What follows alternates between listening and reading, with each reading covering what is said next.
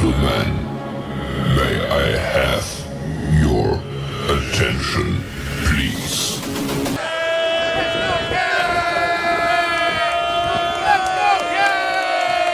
The show starts in 3, 2, 1, go. Good morning, CaneSport. It's February the 15th, 2023. I'm Gary Ferman, the publisher of CaneSport.com, joined once again by our managing editor, Matt Shodell, as we discuss the news of the day presented by Life Wallet, where the time is now to take charge of your personal health. Matt, the world has started spinning again. Mario Cristobal hired an offensive coordinator. It's done. And now everybody can take a deep breath, relax. I guess, the people that like to stress out will be worried about whether they can install enough offense in time for the March 4th start of spring practice that they can have enough to do for 3 days. I am not one of them that is the least bit concerned about that.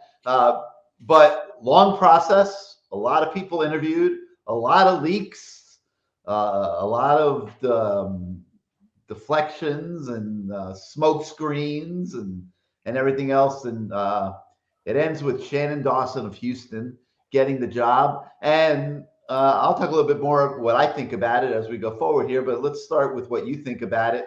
A guy that has an air raid pedigree, but that's not quite what I think we can expect at Miami. I think Shannon Dawson's coming to Miami to put in an air raid passing game with a combination mixed in of the power run game that Mario Cristobal so very, very dearly covets for his football teams. I like it. Your thoughts? Shannon Dawson, more like Shannon Awesome. I just wanted to say that. I don't actually believe that. To me, this hiring, it's like a medium stone crab. It's good. It's not the best, but it's good. You like it, you enjoy it, you think it's fine. This isn't a wow. This isn't the colossal stone crab that I'm used to pulling up out of the bay. It's, oh Lord, yeah. We don't need to do this every time I mention the word stone crab, okay? But Shannon Dawson, people think for people who haven't really read our stories, people don't say he runs the air raid. He's an air raid disciple for sure. That's the only system he's learned under, but he's put in what a lot of these air raid guys are doing now, elements of the power run game, which I think is the future, because if you notice in college football, stuff's always changing, and it's the flavor of the day, what's going to work, because defenses eventually figure out how to stop certain offenses and certain coordinators. And just pure air raid where you're throwing the ball, I think Mike Leach threw it 68% of the time his final year. And that's what you picture with the air raid, right? You picture not much, like just run the ball once in a while. When there's 3 rushing and everyone's dropping 7, now we'll run the ball maybe once, That's not what this is. This will be, and we do go in the numbers a little bit more today. So while the numbers look more like 55-45 for him last year, in terms of passing versus running, not drop back, but actually throwing the ball instead of rushing the ball. In reality, it was more like 60-40, even above 60, because on Pro Football Focus, they actually chart the dropbacks, and there's a lot more dropbacks than you see. There was a lot of quarterback scramble rushes. The quarterback on Houston actually led the team in rushing.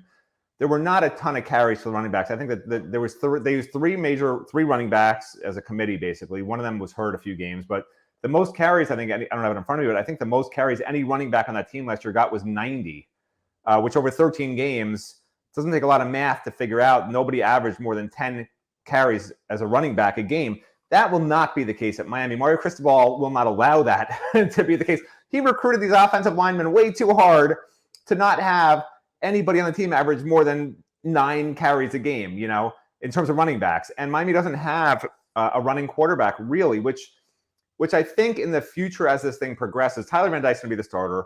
They're going to have to just not do a lot of quarterback run. They'll still do RPO, and maybe he'll run once in a while. But like if you watch this guy on Houston last year, he's a running quarterback. He's fast. He's not the fastest guy in the world, but he's fast enough. He's agile enough. He actually led their team in rushing, and he threw 40 touchdowns on top of it. That's the quarterback they want. Now, is that Jakari Brown? It certainly would be if he can show some progress throwing the ball. That's the type of quarterback that this guy wants. He wants a guy. Well, first of all, I mean, his offense is very, I want to say intricate, because he does everything. There's nothing he doesn't try to do. And if you look at the story we're running this morning with Pro Football Focus, we literally break down, the running backs, what he did with the running backs. If you add up the 3 running backs in a committee, they had more yards receiving than any wide receiver on Miami's roster last year, other than Colby Young. They throw the ball to the running backs. They mainly throw to the slot guys. If you look at the story this morning, a vast majority of the big play, not the big plays, sorry, but of the actual pass attempts are to the slot receivers. Most of them in the middle, but sometimes not. But those 2 slot guys, and we break down how many reps they had, those 2 slot guys were the leading 2 receivers on the team.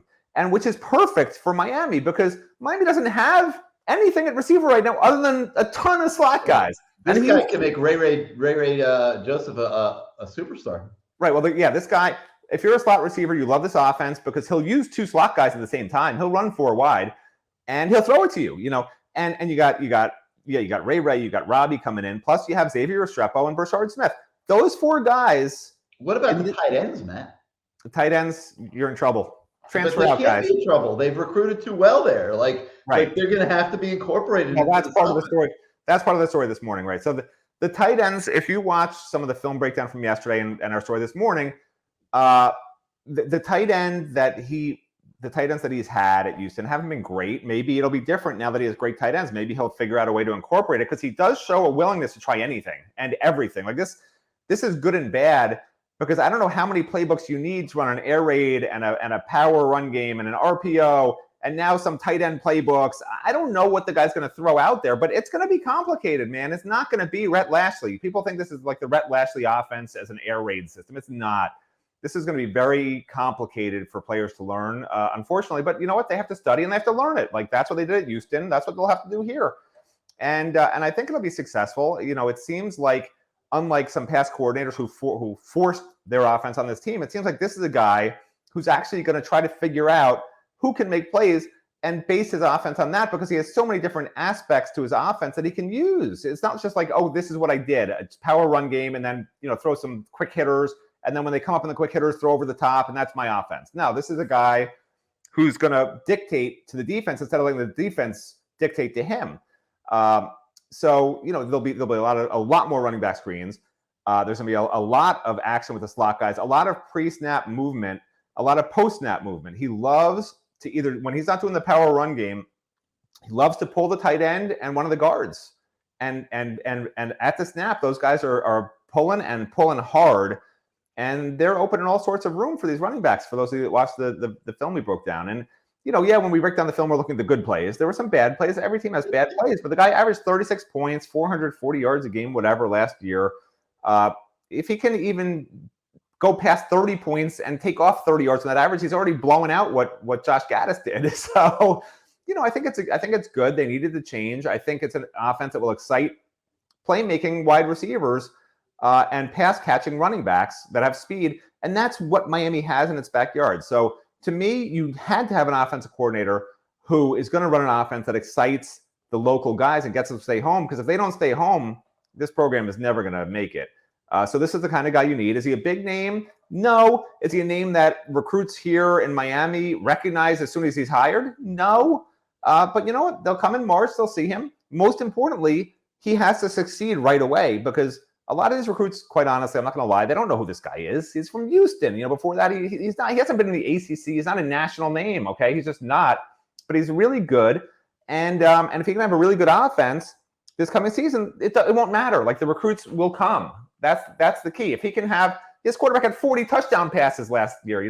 If Tyler Van Dyke can have 30 touchdown passes, that'd be really nice. That's not asking too much, is it? Well, I'm guessing Tyler Van Dyke's a better passing quarterback than his quarterback in Houston, who had the 40 touchdown passes. I think Tyler Van Dyke is going to love this offense and thrive in it. I think Mario Cristobal is going to love this offense. He wants a big play offense, but he doesn't want to forget the bread and butter, which is being able to power run the football. the offensive line that's going to be on the field next year is not going to be ready to do that yet. I mean, let's be honest. You're not going to put freshman tackles out there and be ready to line up against Clemson and power them off the football. It's just not going to happen. So they're going to have to be able to do both. They have to be able to generate big plays. It's critical to recruiting and starting to get these local receivers to stay home. And I think Mario Cristobal's sitting there saying to myself, man, I wish I had made this move a year ago when I got sold a bill of goods on Josh Gaddis. And, this whole situation the last few weeks has probably been a little bit humbling. You start to realize I really made some mistakes, when a guy like Charlie Strong, just decides to get all butthurt. You're not making him the coordinator and walks out. When other coaches are having similar reactions and are going to end up being replaced, you're going to end up with half this coaching staff at least being replaced here in the offseason. It's not ideal, but I think it is a good thing. I think it is a positive for Mario because I think it is giving him an opportunity to improve, Matt. And one of those absolute improvements that I'm expecting is with the guy that they hired to be the linebacker coach, Derek Nicholson.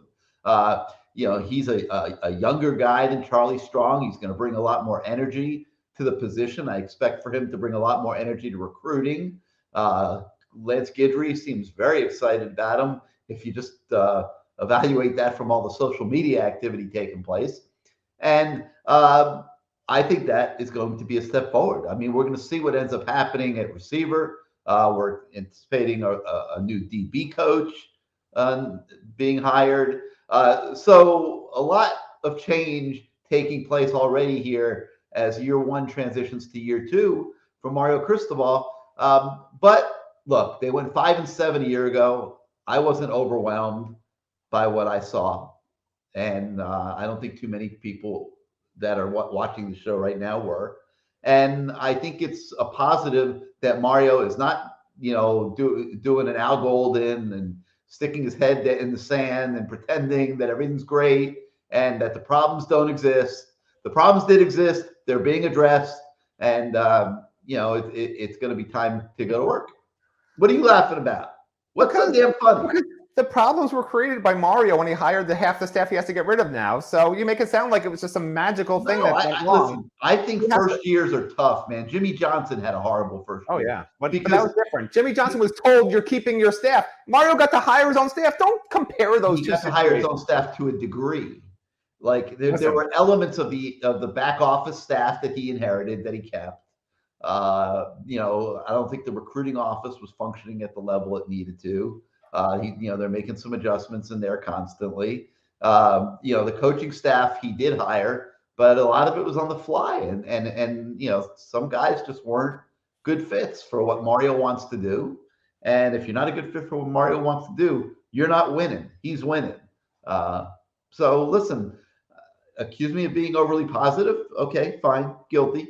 I think that these things that are going on in the program, while they've got people a little uneasy and a little rattled, quite honestly, I think it's a good part of the process that Mario's going through. Obviously, I hope it works out for him.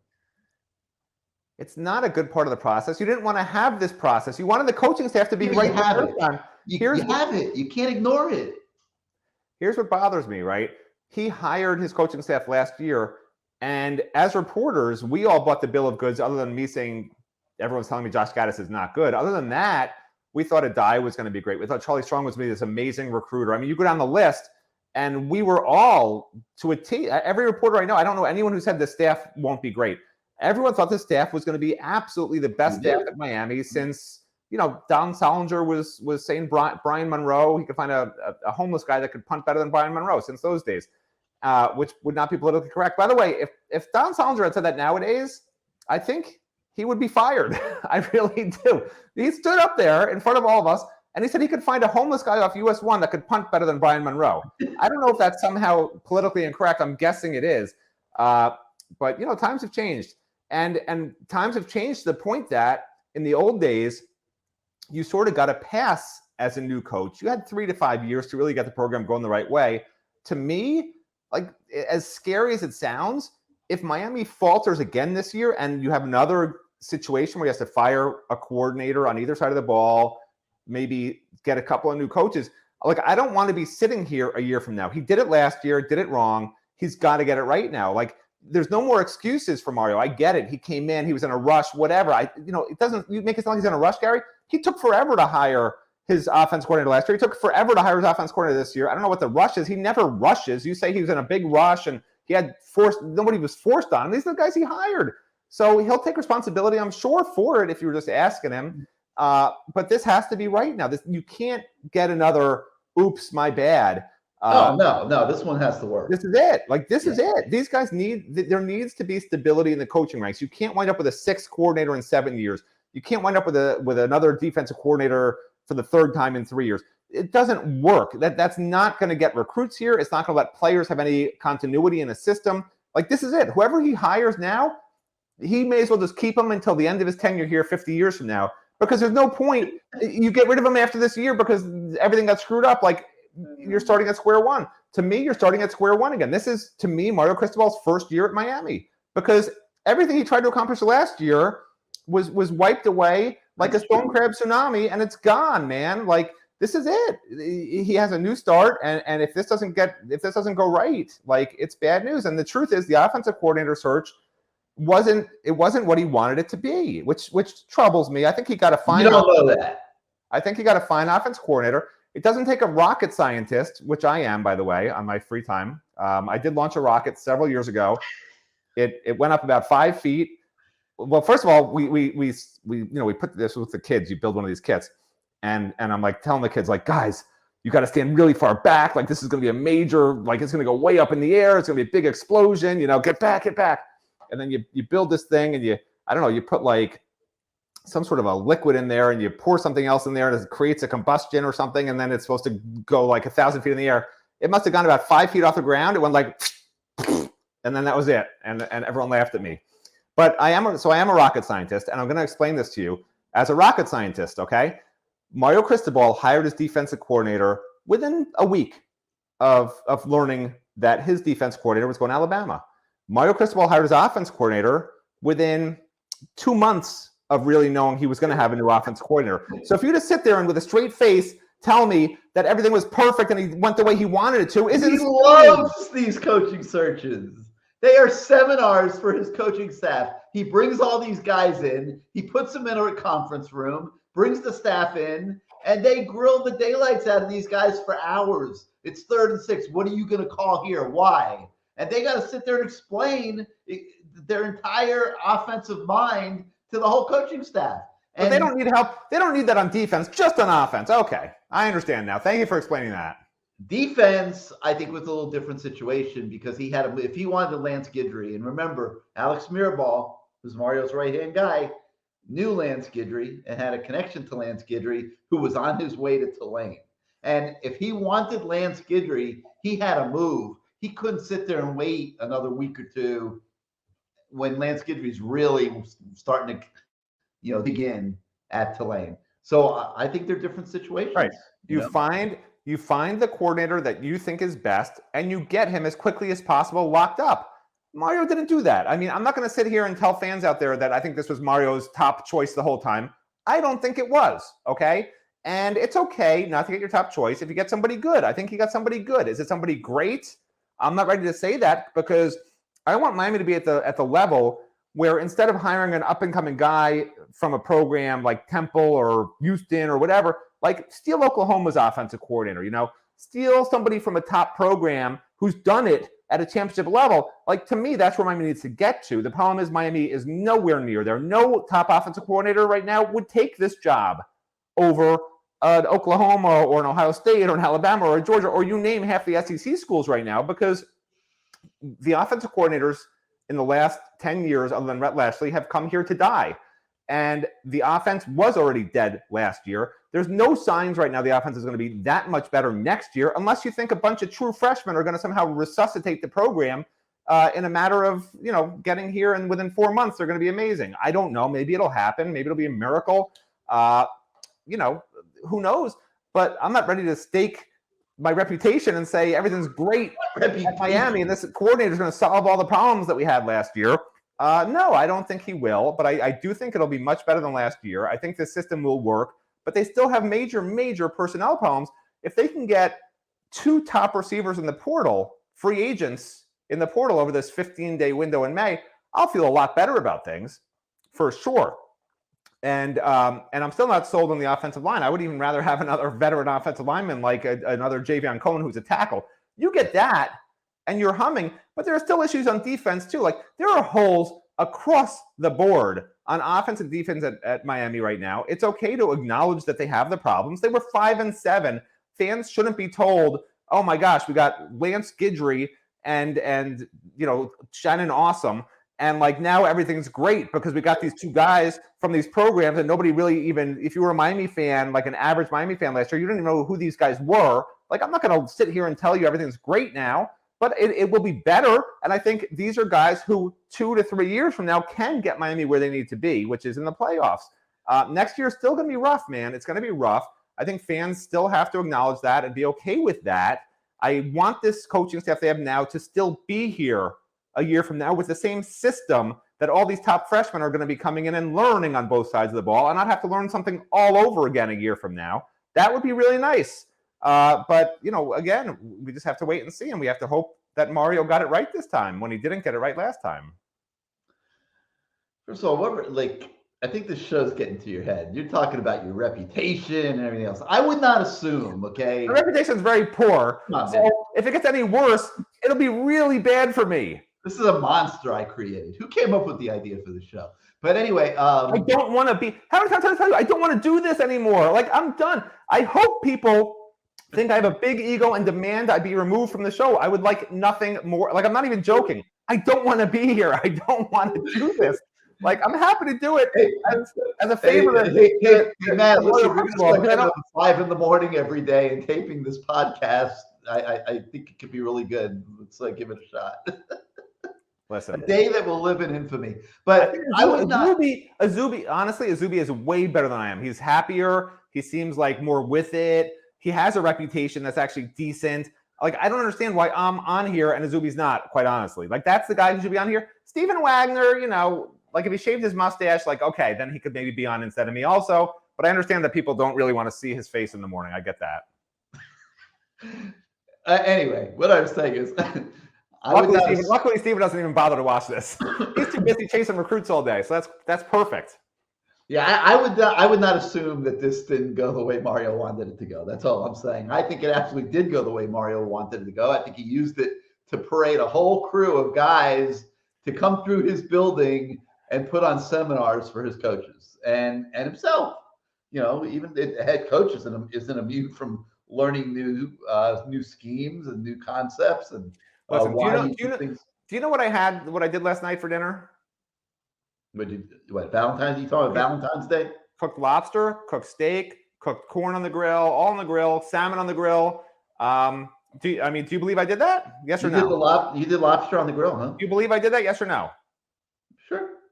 See, if you believe that, then why should people believe whatever you say about Mario Cristobal and that this was how he wanted it to go? Because no, look, I can't cook. You think I can cook lobster and steak and corn and whatever else? No, look at me.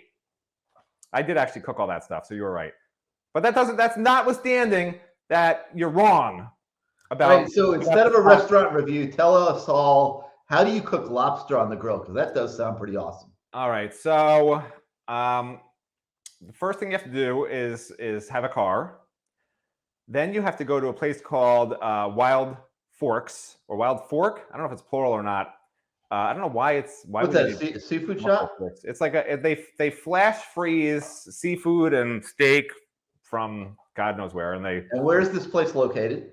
There's one on US 1 right across from UM, or not across from UM, but near UM. Remember where the old Wild Forks? Remember where the old Blockbuster was? For those of you that were born before whatever the 1960s, there was a Blockbuster on US 1 right by I think it's a CVS, sort of across from US 1, but sort of not. It's like right on the corner, a little past where UM's campus ends. So anyway, that's now a Wild Forks, and if you want, wow, this place Wild Fork is a chain. Wild Fork. I don't know if it's plural or not. So yeah, so you go there. I got 4 lobster tails. You defrost them the day before. They ship, by the way. Huh? They ship. Yeah, You but can you get their stuff shipped to you. Yeah, Yeah. you get got a skirt steak, corn. I think they have frozen corn, but that's weird to me to get frozen corn. I just got corn on the cob. Oh, look at this.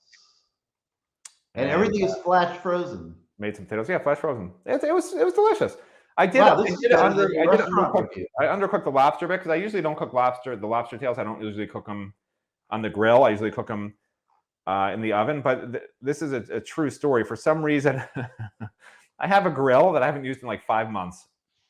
And I told my wife, we need a new grill. Like, I don't want to clean it. I don't even want to look inside of it. It's got to be disgusting. I told that like a couple of months ago.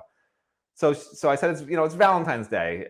She says, yeah, we don't celebrate, she says to me. I said, okay, that's perfect for me. I don't want to have to deal with getting any of the stuff that other people have to get anyway, flowers and marked up chocolates for this event that somebody made up just to make some money. But she said, there is one thing I really want. I said, what's that? She said, I want you to cook on the grill, because she knew that was the only thing I didn't want to do. So I cooked on the grill, and hopefully, no food poisoning yet. But I think it might take 24 hours to set in. By 6 p.m. tonight, I'll know whether or not I have poisoned myself.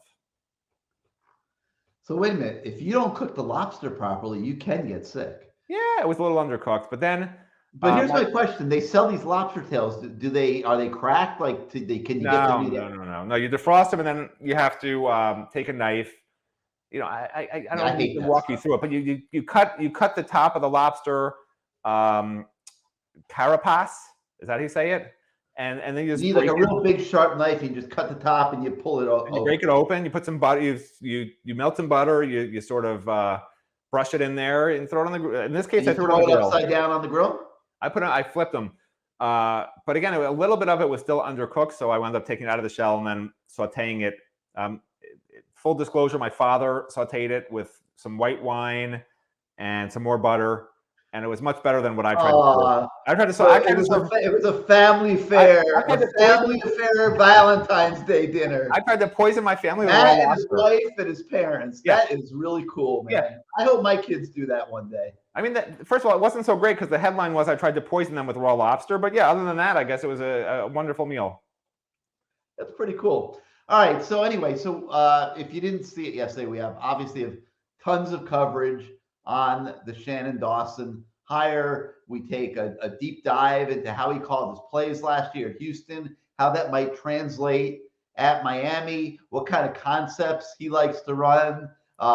We take a look, like Matt said, at inside the numbers from Pro Football Focus and what they tell us about Dawson's offense. So, with all these stories, you should have a pretty good feel about what you're going to be seeing on the offensive side of the football for the Miami Hurricanes, beginning with the start of spring practice on March the 4th. So hope you enjoy that. Now, Derek Nicholson's hiring was finalized at linebacker, as I said earlier. He's a guy that coached with Scott Satterfield at Louisville, had a really, really, really good resume, and then was going to go to Cincinnati with Satterfield, and now instead is coming to Miami. Matt, we started looking into him as well. Your initial thoughts on him? Yeah, he's okay. So listen. So yesterday, I'm getting ready to go to baseball media day, and that's when the news breaks that we got the okay. Like, look, I'm sure those of you out there know we knew for a while this was going to happen. It was just waiting to sort of be able to report the story, as was the case with some other places. For instance, I ran into a Herald reporter who bemoaned the fact that the Herald, apparently their admin was down for most of the day yesterday, and the reporter was unable to get the breaking news story up, but was able to tweet it, so that's nice. So anyway, so this happens, and you have to understand, it's a free lunch at the baseball stadium, including a free milkshake.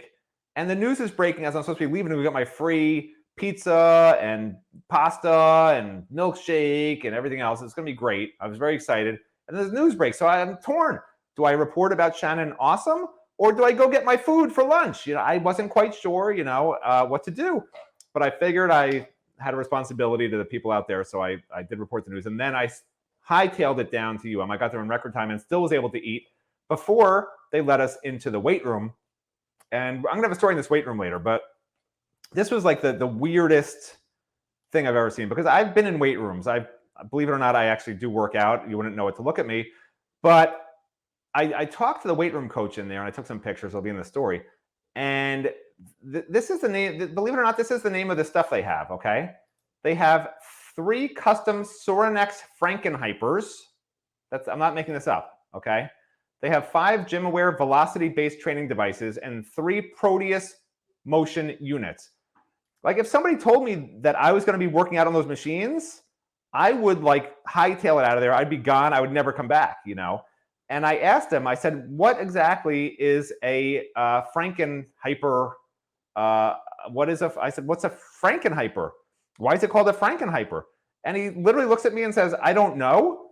But then he realized that he did know. He says, it's probably because they took a bunch of different workout things and they combined it into one machine. Like, they built a Frankenstein machine. So Miami's baseball players are working out on a Frankenstein machine. Okay, so I'm very excited to see what happens when the series starts on Friday. I'm anticipating like amazing things with this new weight room they started. It opened about a month ago, and he says it's the most state-of-the-art college baseball weight room in the country, is what I was told. Apparently because they have 3 Frankenhypers.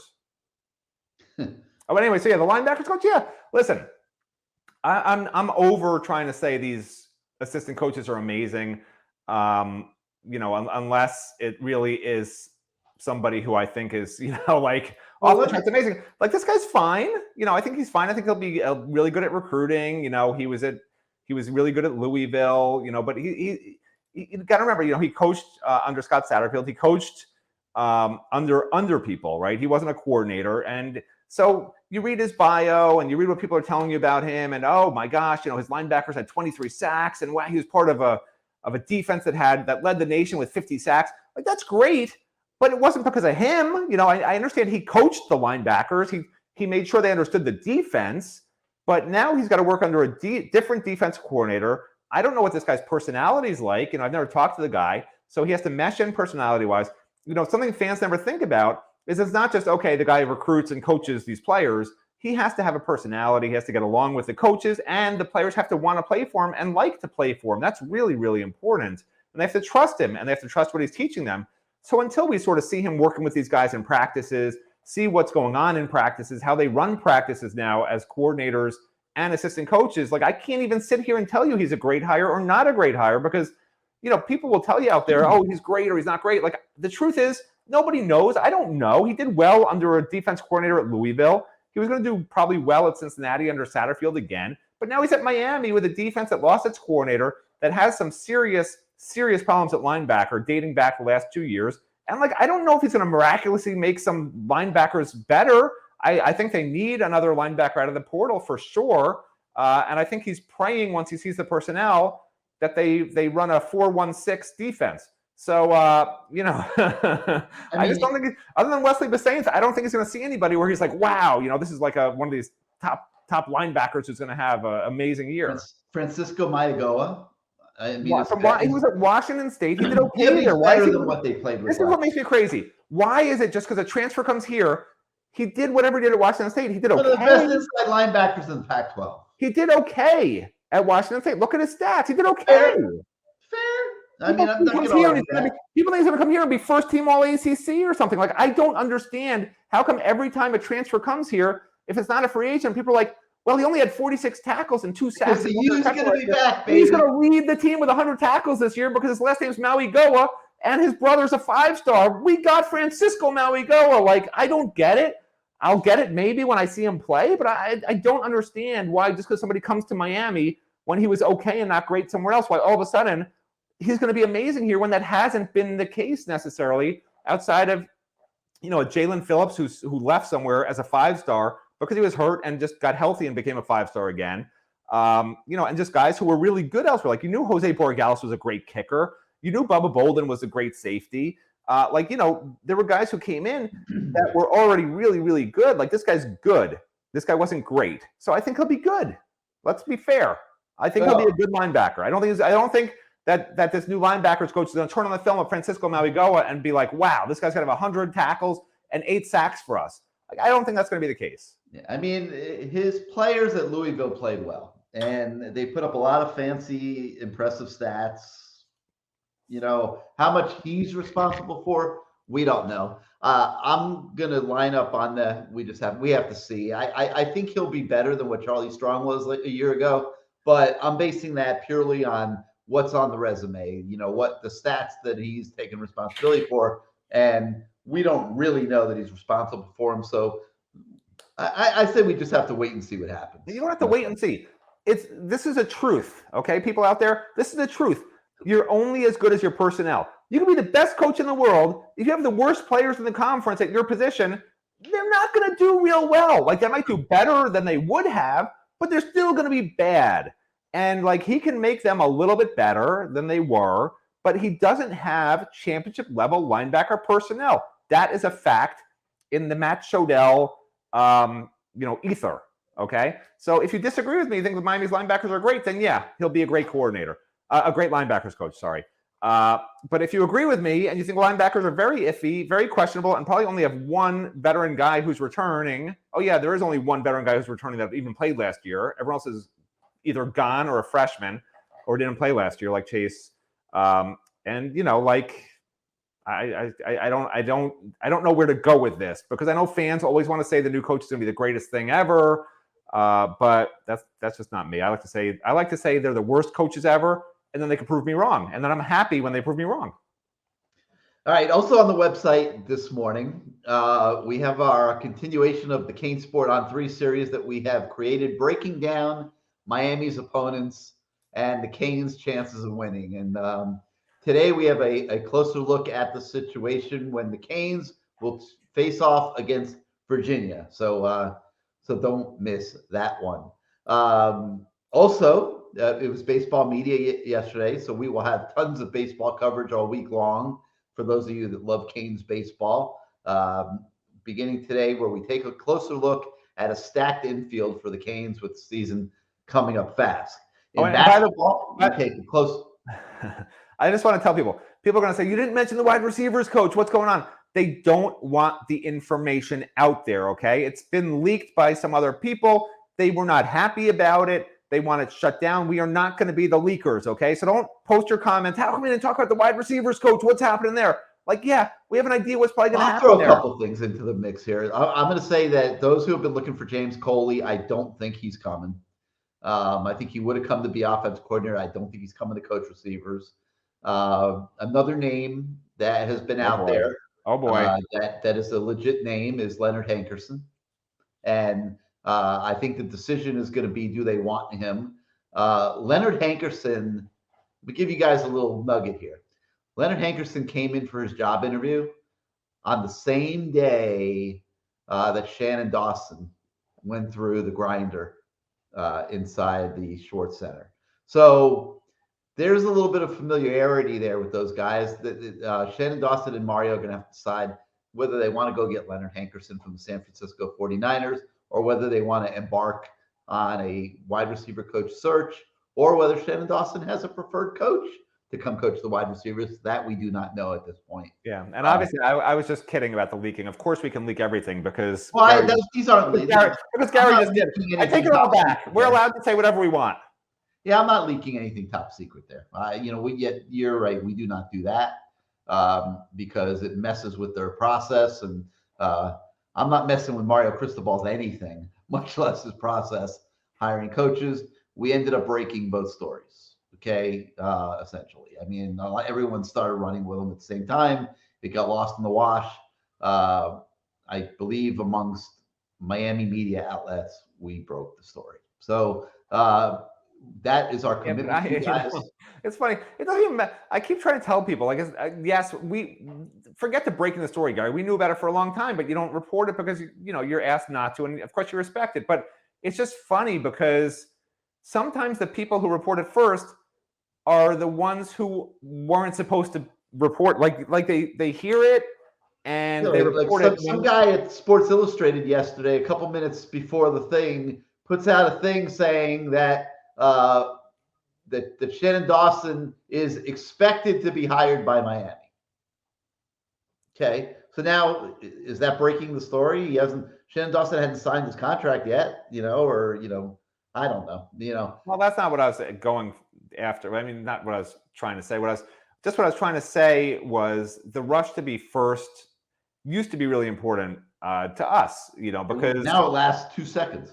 Yeah, now it's much more important because everyone's in a rush now to be first. And it used to be you were in a rush to be first, but you'd be right. Like you would get it right, you'd be first because it wasn't craziness out there. There weren't people all over, the athletic departments, not just at Miami, but other schools also just leaking information for whatever purposes, you guys can figure out yourselves. But now it's really a rush to be right because if you go back and you look over the last, 4 to 6 weeks, there was literally 6 or 7 different names of coordinator that people were at various sites or places or whatever who consider themselves media, I guess. He's really close to being hired. He's interviewing, there's a good chance, whatever it is. It's hard as a fan. And I know that this is part of the reason why fans were so sick of it and wanted to be over with. Like, why isn't he hiring somebody? Why hasn't he hired anybody? Because when you hear this guy came in and interviewed, and he's, it's a big name, let's say, fans are waiting for him to be hired, and then there's just silence. And they went, what happened? Mario, he didn't like Mario. Fans' minds, that's where you go. And that's why they don't want this stuff out there. And sometimes, you don't know publicly why things went the way they did. But I do think Mario's happy with the hire he got at offense coordinator. I do think he's happy with the hire he got at linebacker. I do think he's optimistic about the staff. But, Mario is an optimistic guy. He always thinks everything's going to work out. I don't know where he gets that from, Gary Ferman. It's very unusual to see that in any person.